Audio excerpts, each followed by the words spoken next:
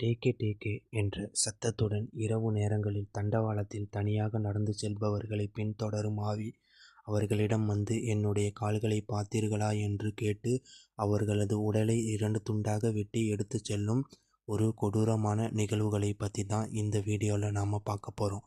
அதாவது சுமார் 50 வருடங்களுக்கு முன்பு ஜப்பான் நாட்டில் நடந்த ஒரு அதிபயங்கரமான அமானுஷ்ய நிகழ்வு தான் இது. அதாவது சுமார் 50 வருடங்களுக்கு முன்பு வாழ்ந்த ஒரு பள்ளி மாணவி கதைதான் இது. இந்த மாணவி அமைதியான பெயர், யாரிடமும் பேசாமல் மிகவும் அமைதியாக இருப்பாள். அதனால் மற்ற மாணவர்கள் இவளை புல்லிங் பண்ண ஆரம்பிக்கிறார்கள். ஒரு நாள் ரயில்வே ஸ்டேஷனில் காத்திருக்கும் பொழுது இந்த புல்லிங் செய்யும் மாணவர்கள் ரயில் தண்டவாளத்தில் தள்ளிவிடுகிறார்கள். அப்பொழுது எதிர்பாராத விதமாக அந்த வழியாக வந்த ரயில் அவள் மீது ஏறி அவளது உடல் 2 துண்டுகளாக சிதைவடைந்து கொடூரமான முறையில் அவள் இறந்து போகிறாள். ஆனால் அங்கு கேமராக்கள் இல்லாததால் இதை விசாரித்த போலீசார்கள் இதை ஒரு விபத்து என்று கூறி இந்த கேஸை முடிக்கிறார்கள். ஆனால் அவளுடைய அகால மரணத்தால் கோபமடைந்த அவளுடைய ஆவி இரவு நேரங்களில் தனியாக தண்டவாளத்தில் செல்பவர்களது பின்தொடர்ந்து டேக்கோ டேக்கோ என்ற சத்தத்துடன் அவர்களை நோக்கி செல்லுமாம். அவ்வாறு சென்று அவர்களது முன்பு போய், என்னுடைய கால்களை பார்த்தீர்களா? என்னுடைய கால் இல்லாததால் எனக்கு ரொம்பவும் வலிக்கிறது. என்னுடைய காலை பார்த்தீர்களா என்று கேட்குமாம். நான் பார்க்கவில்லை என்று அந்த நபர்கள் பயந்து அவளிடம் கூற, அவள் கையில் வைத்திருக்கும் கொடூரமான ஆயுதத்தை வைத்து அவர்களது உடலை 2 துண்டாக வெட்டி அவர்களுடைய ஆன்மாவை தன்னுடன் அழைத்து சென்று விடுமாம். பேர் இரவு நேரத்தில் தண்டவாளத்தில் பக்கம் போகவே பயந்து இருக்கிறார்கள்.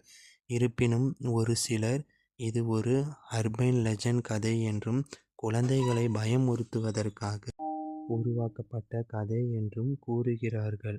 ஆனாலும் சிலர் இது உண்மையாகவே இன்று வரை நடந்து கொண்டு தான் இருக்கிறது. ஜப்பான் நாட்டில் இரவு நேரங்களில் தனியாக ரயில்வே தண்டவாளத்தில் நடந்து செல்பவர்களை அவளுடைய ஆன்மா டேக்கே டேக்கே என்ற சத்தத்துடன் பயங்கரமாக வந்து கொடூரமான முறையில் கொலை செய்து அவர்களுடைய ஆன்மாவை தன்னுடன் எடுத்து செல்கிறது என்று இன்று வரை சிலர் கூறி இந்த நிகழ்வுகளை கண்டு பயந்து கொண்டே இருக்கிறார்கள்.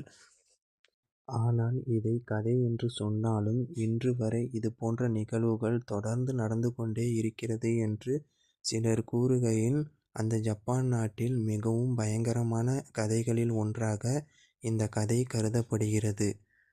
இன்று வரை இது போன்று நிறைய உயிர்கள் போயிருப்பதாகவும் சிலர் கூறுகிறார்கள். இரவு நேரங்களில் அந்த வழியாக சென்ற நிறைய பேர் எந்த ஒரு தடயமும் இல்லாமல் கண்ணிமைக்கும் நொடிக்குள் 2 துண்டுகளாக வெட்டப்பட்டு அவர்கள் கொலை செய்யப்பட்டு இருக்கிறார்கள். இது உண்மையா அல்லது அங்கு ஏதாவது இதற்கு பின்பு நடக்கக்கூடிய மர்மமான நிகழ்வுகளா என்று இன்று வரை யாராலையும் கூற முடிய மாட்டேங்கிறது. ஆகையால் இந்த ஜப்பான் நாட்டில் இது ஒரு பயங்கரமான கதையாகவே கருதப்படுகிறது. கதை என்று சிலர் கூறினாலும் இது உண்மைதான் என்று சிலர் கூறுகிறார்கள். உங்களுடைய கருத்து என்னவென்று நீங்கள் என்னுடைய கமெண்ட் பாக்ஸில் கூறுங்கள். இது போன்ற பயங்கரமான நிகழ்வுகள், உண்மை சம்பவங்கள் போன்ற கதைகளை பின்பு வரக்கூடிய வீடியோக்களில் நிறையாக பார்ப்போம். இதற்கு முன்பு நம்மளுடைய சேனலை சப்ஸ்கிரைப் பண்ணாமல் இருந்திருந்தால் நம்மளுடைய சேனலை சப்ஸ்கிரைப் பண்ணிக்கோங்க. மறக்காமல் பக்கத்தில் இருக்கக்கூடிய ஒரு பெல்லைக்கான் பட்டனை ப்ரெஸ் பண்ணி நம்மளுடைய சேனலை ஃபாலோ பண்ணுங்கள்.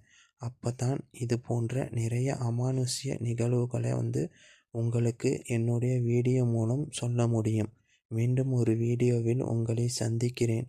அதுவரை உங்களிடமிருந்து விடை பெறுவது